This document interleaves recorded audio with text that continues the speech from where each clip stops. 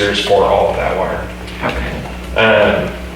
So this particular project, because it is isolated to one or two, potentially three different entities, we can more easily recoup the cost of that. We don't have a lot of excess infrastructure between the 2 points, and we can more reasonably recoup the cost to build it and to operate it. The main difference here is that building out infrastructure throughout San Miguel will have the benefit of being able to use that throughout San Miguel. However, you don't have enough users in San Miguel. So you might build a mile of pipeline that has no users at all. And it has recycled water or fire hydrants, or maybe we're irrigating the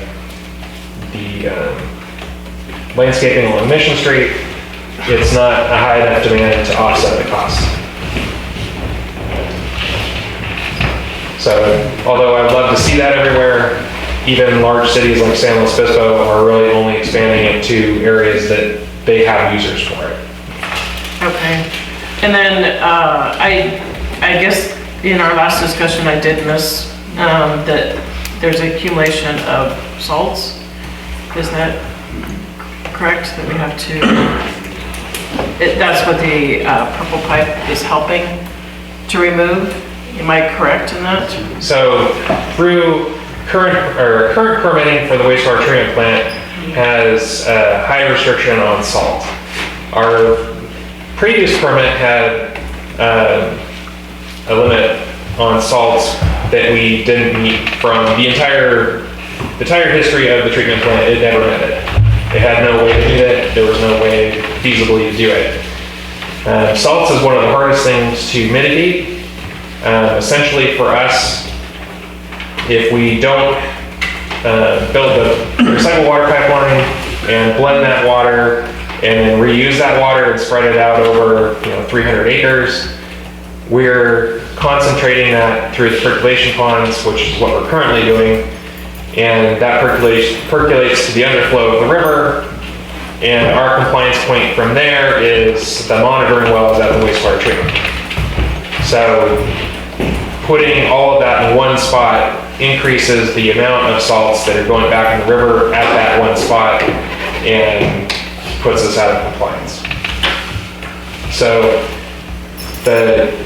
what has been proposed to the water board and has been accepted through a permitting is a combination of both using the percolation ponds as well as using reuse of recycled water for irrigation. In the winter months, when they may not be taking all of the water from the treatment plant, it would be put into the percolation ponds. But the combination of the 2 points would be our compliance, with the final compliance being the groundwater monitoring at the treatment plant. Okay, that's all. Thank you. Dr. Baker. All right, so we got a $1 million grant, right? Yes. And we've already spent $280,000. So we've got $720,000 left. Approximately. That's what Right. And then we have a contract here for $1.226 million. So we're going to have to come up with about $500,000 of our money to meet this contract. Right. And then there's another item coming up that's asking for another $187,000 that we have to pay for. So we're up to like $693,000 or so, almost $700,000. Yes. And that's coming out of the reserve. So that's coming out of funds that are currently being collected for the wastewater treatment. So Well, where are those funds coming from? So that's just our normal income, right? So there is a portion, or a portion of the wastewater rates is being collected specifically for the wastewater treatment plant and for that building. Okay, so how much? What's our capital reserve right now for wastewater? I can take a look. I don't know right off the top of my head.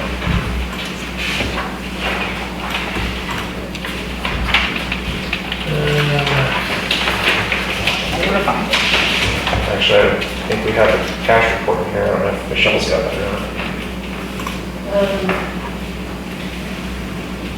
No, just the, Yeah, usually it's in our financials, I didn't see it either, but, So, I believe that currently wastewater has upwards of $1 million in unrestricted funds. They have, I would have to verify this, but I'm fairly certain that we have approximately $1 million in long-term maintenance, and then I think we have about 600,000 or 700,000, or what I said, yeah, almost $1 million in long-term maintenance, and probably about 600,000 or 700,000 in capital reserve. okay, so we're gonna just pretty much deplete that capital reserve with this. And, And actually, I take that back. I think it's higher than that because we just got reimbursed from the state for other design work for the wastewater treatment plant of almost 700,000. So we might cumulatively for wastewater, I think we're probably around $2 or $3 million total. okay. So this $1 million grant is costing us about $700,000. That's like the gift that keeps on costing more money. And then our deal with Vino Vineyards, do we have a contract with them that they are gonna take this water, or? We don't have a final contract with them right now. Okay, so we don't have a contract, we don't have a price, certainly, that we're gonna charge them, or that they're willing to pay. And then the water needs to be blended, correct? Right. So they're gonna have to use some of their groundwater to blend with ours? Yes. And they're gonna need to build a pond to do that, because we just had our meeting with yesterday, and they're talking about how they had to build these ponds for the water to come in, to be blended and then pumped out. And the costs were pretty big for that. So they have existing ponds that they would be blending in. Okay, And the way the infrastructure is set up, they'll be able to basically run a line from our meter location to their existing system, which would connect it to the pond at the same point that their wells are at, and allow them to control blending. okay. And earlier you said that this was supposed to kind of eliminate their use of groundwater, but it's really not. Do we know what the ratio is gonna be for what they're gonna need to blend with our water? So the final ratio will depend on what the final water quality is, but the proposed ratio is essentially 80% groundwater to 20% Okay. recycled water. And if for some reason, because we know the wine industry is really, I mean, I could probably speak more to this, but my understanding is like last year, there were like 400,000 tons of grapes in California that were not harvested. And that the price for grapes are really falling. yeah, that was this year. That was So this this year. is last year. Because this report was done in like July or something before this year's harvest. So this year could be just as bad. But I guess if I'm looking at this as a business plan, and the deal is I'm getting $1 million grant, and I'm gonna have to put $700,000 of my own money in to build a pipeline to a vineyard that I don't have a contract with, to actually use the money, to use the water, or the price that they're gonna pay for the water, in an industry that right now is under a great deal of stress. I mean, the wine supply worldwide is down 9%. We're way over production. I mean, this water can make Vino or Gallo or someone else say, you know, it makes more sense for us to buy our grapes somewhere else than it is to pay whatever this price may be. I mean, I don't know. This, to me, doesn't make any sense. I mean, absolutely none. I mean, I'd rather, and if you're saying, are we mandated to build this pipeline? So we don't, the board, not me, but the board could elect not to build it. If we don't build it now and then elect to build it later, obviously we're not only into it for the 700,000, but also the first $1 million. So your stake is obviously much higher. The consequence of not building it is you're removing that avenue for compliance. So now you're putting all of the water into the percolation ponds, which will not to the tune of 1.7 million, but for a few $100,000 increase the cost of the wastewater treatment plant to build build ponds that weren't going to be built until total build out. And you run the risk of being out of compliance. So if we build the treatment plant, we build everything we have to, and we're solely depending on putting that water in the percolation ponds, and we're still out of compliance with salts, and we have this other avenue, then the state's going to be more likely to issue violations or fines until we fix it. But we don't know if we really have an avenue until we know for sure that, whoever's going to take the water. Just because there's a pipeline doesn't mean that they're going to take the water. Well, and we could have an agreement that they want to buy the water, and we can have an agreement for what it is, but it's still a demand system. So they could say, well, we only want 1 acre foot, or they could say we want 200 acre feet. Right, but we're investing $1.7 million in something that we don't know if they're going to want it, like you just said, how much they're going to take. They may want 1 acre foot, they may make 200 acre foot, but meanwhile, we're investing 1.7 million. 700,000 is coming out of our community's funds, the users' fees that they've paid. Right. It doesn't make a lot of sense to me. So. Did you say that the 700,000 would be recouped by the vineyard? So costs that are above the grant amount would have to be formulated into the rate and paid by the user. So whether the vineyard buys it all or the vineyard or both vineyards buy some, the user rate would be inclusive of whatever costs we paid out of pocket. Over how many years? That would have to be discussed, but probably 5 to 10 years. Okay, what if they want to rip out their vineyard? There's a risk there. No, don't worry about that. Go to Walnuts. So just to look at what might happen if we don't do this. Like I stated, basically our compliance wastewater treatment plant would be going into percolation ponds, and we have an issue there.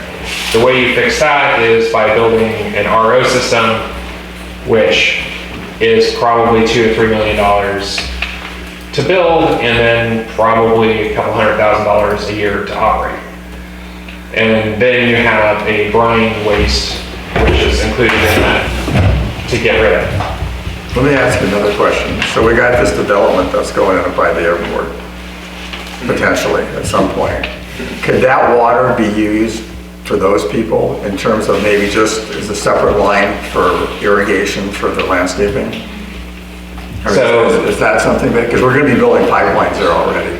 So the pipeline that we're discussing contract for tonight does not go that way. Well, I know, this is an alternative. I'm saying if this Vino Vineyard thing goes south and we have to be in compliance, would that be another avenue that we could use, the wastewater? So that goes back to what I discussed earlier about not having, you could definitely build a recycled water pipeline to that project. You could build a line out to the terrace and take it as far as you want, really. The issue is the cost of that line versus what they're using. So, number one, they wouldn't be using the full amount that we're producing. So let's say they're only using 5 acre feet, but that line to get there costs $1 million. Now that 5 acre feet not only has to cover the cost of that $1 million, but also the cost of production. So you might be into it for $800 or $900, maybe $1,000 an acre foot, which nobody's going to want to pay that much to water the lawn. So at some point you get to a point where it's cheaper to give the water away. Not that I'm advocating for that at any point, but it's cheaper to give the water away than it is to actually charge somebody for it. Because it has to go somewhere. Right. We need to do this. Okay, thank you. I have just a question. The salt, How are you dealing with the salt? Are you being fined at all for disposing of the salt? So right now, we're in violation because of salts. Right. We're not being fined right now because we are actively working towards a solution. What is the fine? The fine depends on the severity and what the water board determines. Some of them are $10,000 a day, some of them are more. Yeah. It really depends on the district's actions and how the water board perceives the district working towards a solution. Like, for instance, Pass Robles was fined, I think, $6,000 or $8,000 or $10,000 $8,000 a day a day for years. for years, yes. And, So, yeah, I mean, we don't want to do that. That's not good. yeah. Okay, Director Davis.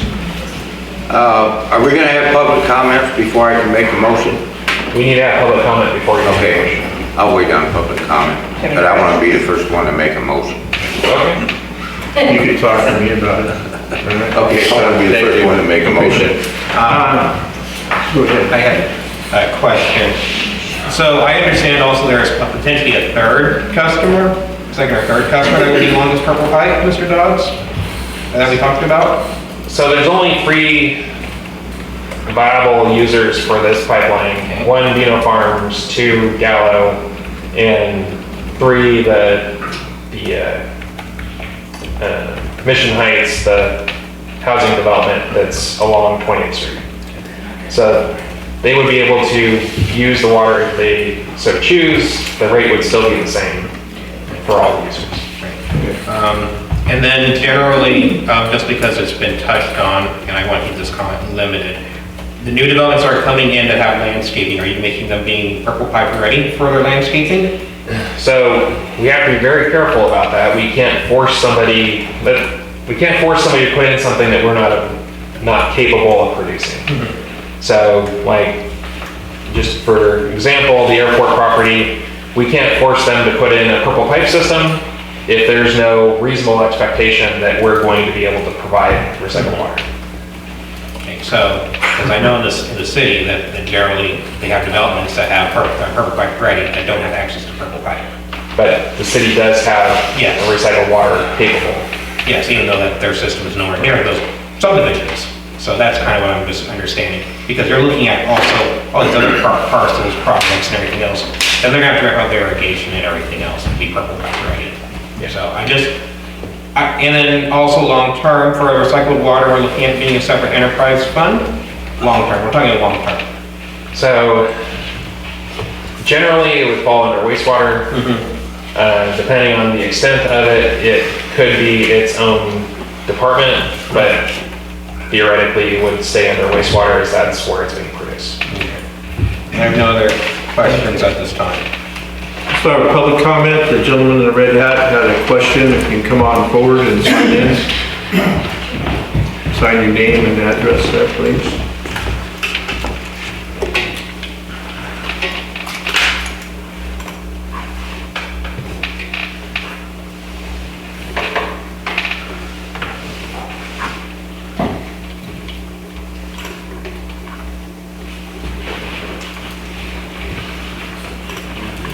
So one simple question to you, basically. Can I get your name first, please? Yeah, Keith Lake, sorry.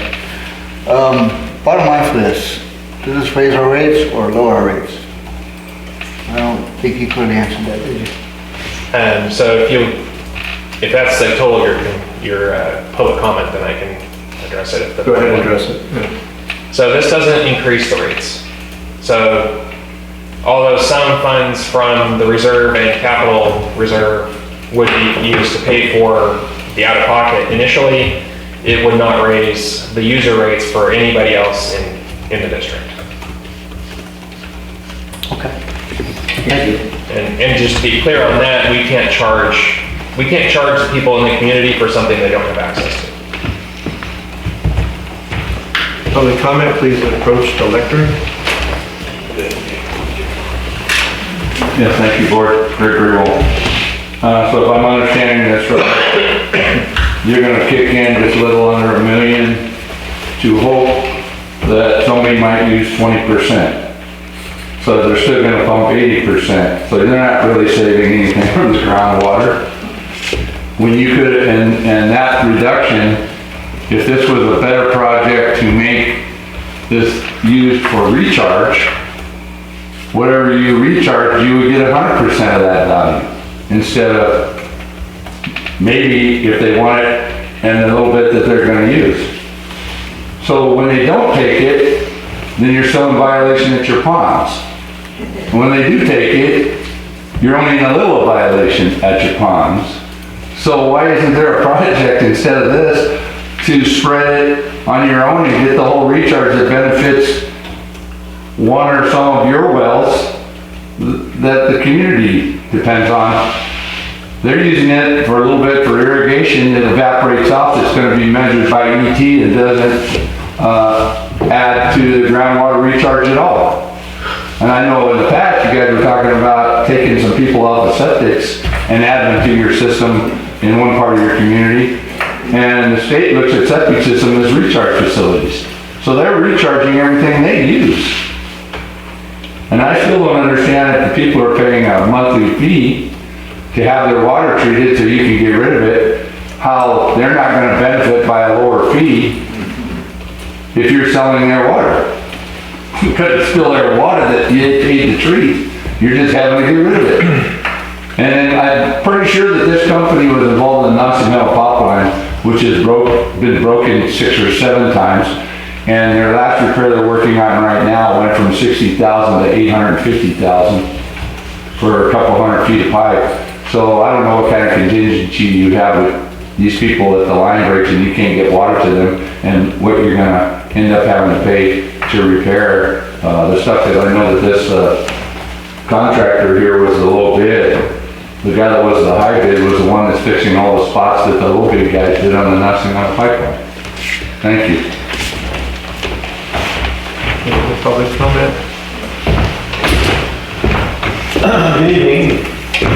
So just to summarize what Mr. Dodge is asking for, he's asking you to commit to contract with a contractor, which you won't be able to escape from, to spend $700,000 of district money to keep this $1 million grant in place.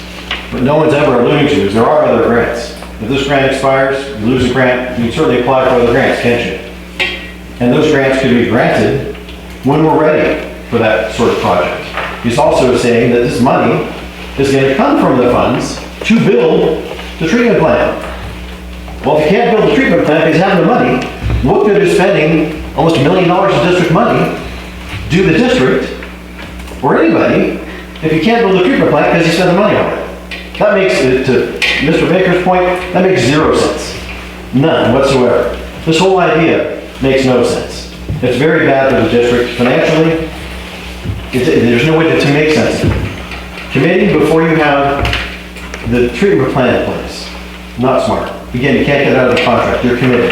Spending the money that goes for the treatment plant, well, that makes no sense. All of this is a horrific idea, and it's being rushed to get this passed tonight. Again, there is a lot of grant funding that's available. Why not wait and get it funded at a later date? This is also predicated on the fact there are no contracts in place. There's no revenue stream that's identified. You have no contracts with any of the potential users of this water. So Mr. Dodds talks about return on investment in 5 to 10 years. Well, what if the money that's going in, $700,000, needs to be amortized at such a rate that makes the water not really very palatable for the people who would be using it? Now they're not going to use it. And again, if we build a purple pipe system before there's commitments from these entities to pay for the water, guess what? You don't have in negotiating leverage.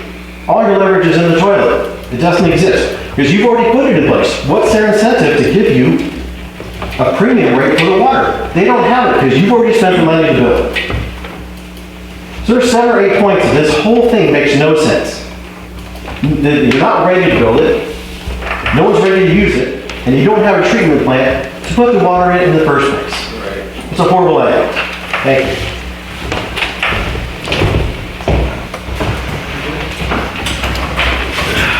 I would just like to quote Ms. Gregory from the last meeting. It's putting the cart in front of the horse, I believe is the term you used.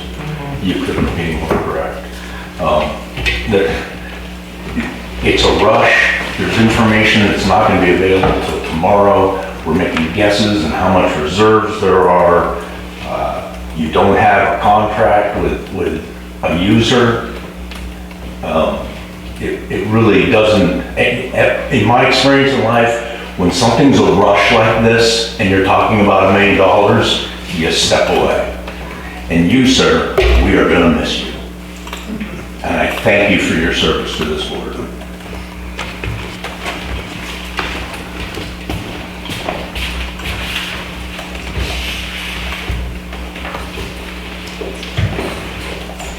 Any other public comment? Okay, board, it's your pleasure. You know, I do also want to appreciate Director Baker for bringing up some of those valid points too, you know, because we don't have a contract, you know. I mean, there's a lot of variables. I don't like variables. You know, there's a lot of other opportunities. We are at least in a fortunate position, I guess you could say fortunate, from a district standpoint, that the water bond initiative, I think, passed, so there will be more opportunities for us to secure recycled water projects. You know, so there are things that we need definitely look at. I think purple pipe is going to be something we have to do, but I don't know about this project. There's just so many variables, so many things that could go wrong. I don't like it. Okay, so board's pleasure. I think Director Davis wanted to make them. Yeah, he did. I make a motion, table this, Not to approve it. not to approve this. So we have a motion to not to approve the contract award. You have a second? I'll second. Oh, sorry. I have a motion on the floor by Director Davis to not approve the contract award, second by Director Baker. We'll have a vote. I'm sorry, real quick, can we clarify it to just reject all bids? Because not award is kind of ambiguous as to what we're going to do next. Okay. Okay? So to clarify, this motion is to reject all bids. Correct? Yeah. Motion by Director Davis, second by Director Baker. Now I'll have a vote. Director Davis. That will be yes.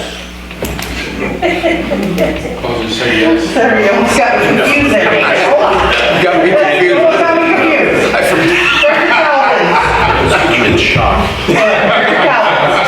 I can't hear. Director Calvin. Oh, thank you. To reject all bids. Yes. Director Gregory. Yes.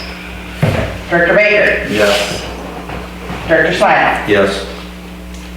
Passes 5-0-0.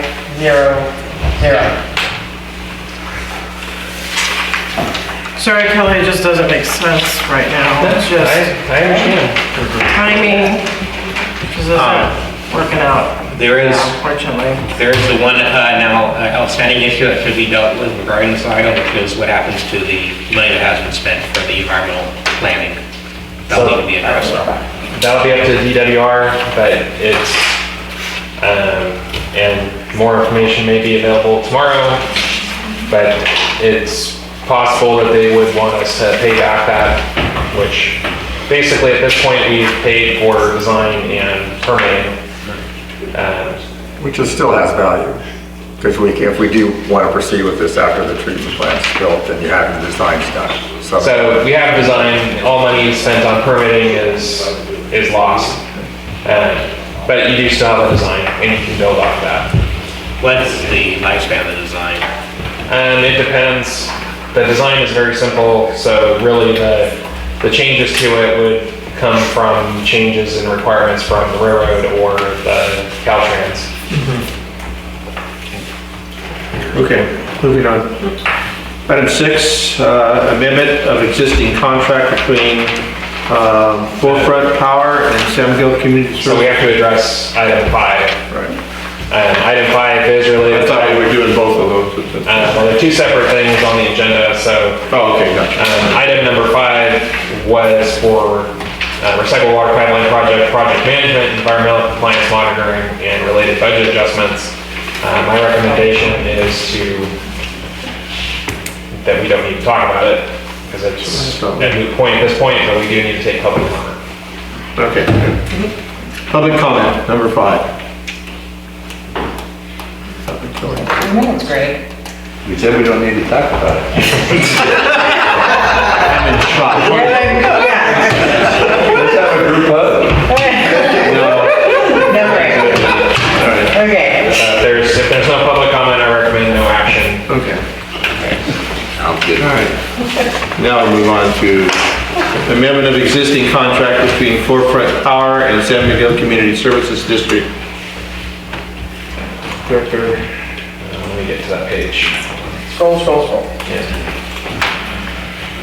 So, this is an amendment request from Forefront Power to amend the contract with San Miguel Community Service District for the 799 kilowatt photovoltaic solar array for the Machado wastewater treatment facility to provide power for that facility. Basically, there's three conditions, or 2 conditions, 3 things that really have changed. One, due to the delayed start time, cost increases are projected to be $625,000, of which Forefront is requesting that $312,000 is shared by the district.